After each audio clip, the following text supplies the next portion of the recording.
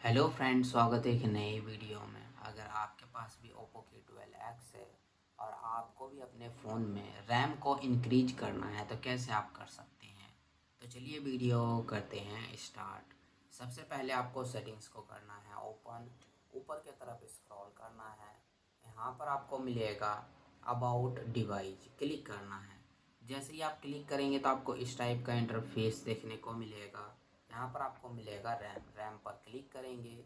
जैसे ही आप क्लिक करेंगे तो आपको यहाँ पर जो है 4 GB सिलेक्ट होगा। इस स्विच को जो है आपको राइट के तरफ स्क्रॉल कर देना है। जैसे ही आप राइट के तरफ स्क्रॉल करेंगे उसके बाद जो है आपको अपने फ़ोन को एक बार रीस्टार्ट कर लेना है। आपका रैम जो है इंक्रीज हो जाएगा। तो आप इसी तरह से अपने फ़ोन में रैम को इंक्रीज कर सकते हैं। तो आज की वीडियो में बस इतना ही।